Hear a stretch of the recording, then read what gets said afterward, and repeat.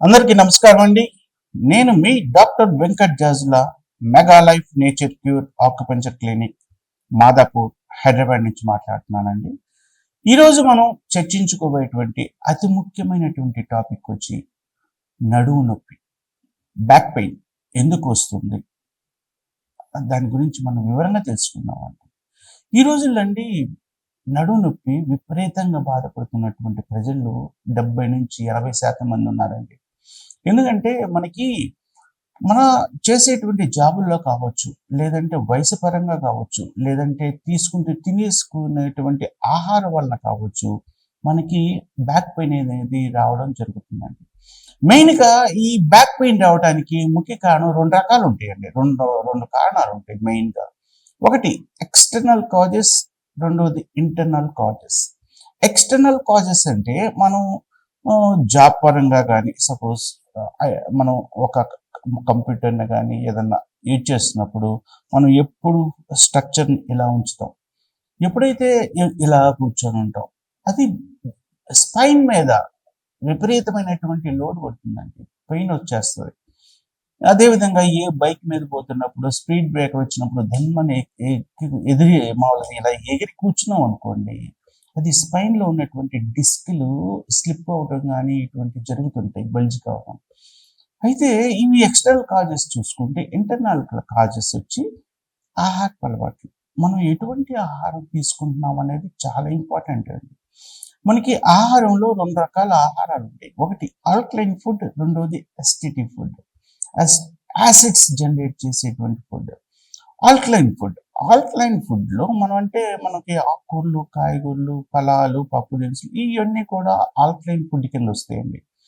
Acidity food అంటే మనకి బజ్జీలు, బోండాలు, బిర్యానీలు, ఈ బేకరీ ఐటెమ్స్ ఇయన్నీ కూడా యాస్ యాసిడ్స్‌ని ఎక్కువగా జనరేట్ చేస్తాయండి. మనకి ప్రెజెంటు 20% ఆల్కలైన్ ఫుడ్ తీసుకుంటూ, 80% అసిడిటీ ఫుడ్ తీసుకోవడం జరుగుతుందండి.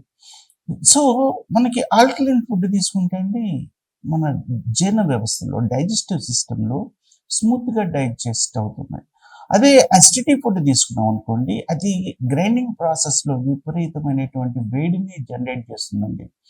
ఆ పుట్టినటువంటి వేడి ఫ మనకి ఇది స్పైన్ కార్డ్ అండి.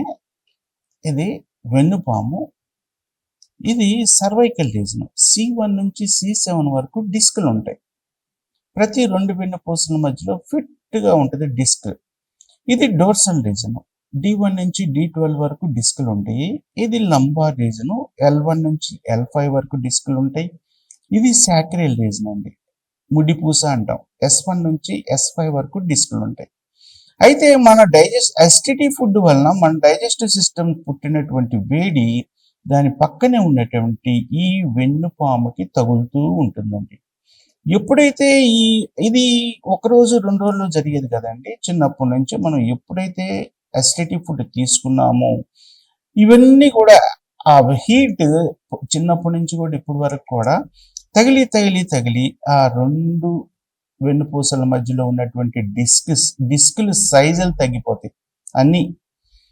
ఎప్పుడైతే మనం అటు వంగినప్పుడు, ఇటు వంగినప్పుడు లేకపోతే బైక్ మీద పోతున్నప్పుడు ఎప్పుడో గబక్కన ఇట్లా అన్నప్పుడు ఆ మధ్యలో ఉన్నటువంటి ఆ డిస్క్ వచ్చి పక్కనే ఇది సెంట్రల్ నర్వస్ సిస్టమ్ అండి. ఇక్కడ స్టార్ట్ అవుతుంది సెంట్రల్ నర్వస్ సిస్టమ్.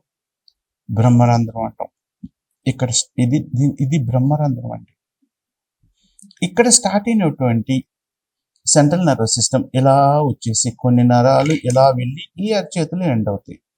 ఇలా కొన్ని నరాలు వెళ్ళి ఈ అరచేతిలో ఎండ్ అవుతాయి. మిగతా నరాలు అల్లికల్లాగా ఇలా వచ్చేసి ఇలా కాళ్ళమ్మట వెళ్ళి ఇక్కడ ఈ కాళ్ళలో ఇటువైపు కొన్ని నరాలు వెళ్ళి ఈ కాళ్ళలో ఎండ్ అవుతాయి. అందులో సయాటికా నరం కూడా ఉంటుంది.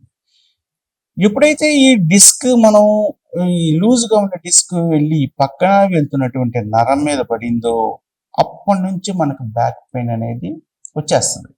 ఎప్పుడైతే ఈ డిస్క్ పక్కకెళ్ళిందో ఇక్కడ ఖాళీ ఏర్పడి డ్రై అయిపోయి రక్త సరఫరా ఉండదు.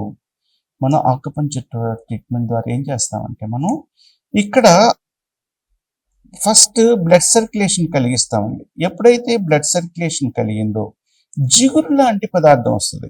ఎప్పుడైతే జిగురు లాంటి పదార్థం వచ్చిందో ఇక్కడ డిస్క్ డిస్కనెక్ట్ అవుతాయి. సహజంగా మనం ఏం చేస్తామంటే బ్యాక్ పెయిన్ రాగానే ఏదన్నా హాస్పిటల్కి వెళ్తే ఫస్ట్ ఏదో పెయిన్ కిల్లర్ ఇస్తారు, వేసుకుంటాం. రెండో స్టేజ్, మూడో స్టేజ్ ఈ విధంగా పెయిన్ కిల్లర్స్ వాడుతూనే ఉంటాం. విపరీతమైనటువంటి బాధతోటి 1, 2 అట్లా పెయిన్ కిల్లర్స్ వాడుతూ ఉంటాం. అయితే ఫోర్త్ స్టేజ్కి వచ్చేసరికి ఆపరేషన్ తప్పనిసరిగా అంటారు. ఆపరేషన్ అంటే ఇక్కడ ఇక్కడ హోల్ చేసేసి ఆ డిస్క్ని నరం మీద ఉన్నటువంటి ఆ డిస్క్ని ముక్కలు ముక్కలుగా కట్ చేస్తారండి. ఈ కట్ చేసే క్రమంలో కనుక ఆ నరము ఏదన్నా చిన్న కట్ అయితే కాళ్ళు పడిపోతాయండి. అలా వేసి కట్ చేసిన తర్వాత స్క్రూలు వేస్తారు. ఎప్పుడైతే స్క్రూలు వేస్తారో ఇక పనుకోలేము, నిలబడలేము, కూర్చోలేము. ఎందుకు చేయించుకున్నారా ఆపరేషన్ భగవంతుడా అని విపరీతంగా బాధపడతామండి.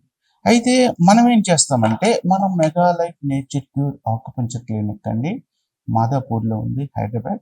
మన క్లినిక్ ఏం చేస్తామంటే ఫస్ట్ ఆక్యుపంచర్ ట్రీట్మెంట్ ద్వారా అక్కడ ఎక్కడైతే ఈ డిస్క్ వెళ్ళి నరం మీద పడిందో అక్కడ ఆక్యుపంచర్ ట్రీట్మెంట్ ఇస్తే ఈ డిస్క్ నరం మధ్య జిగురు లాంటి పదార్థం ఉండి డిస్కనెక్ట్ అవుతాయండి, విడిపోతాయి ఆ రెండు.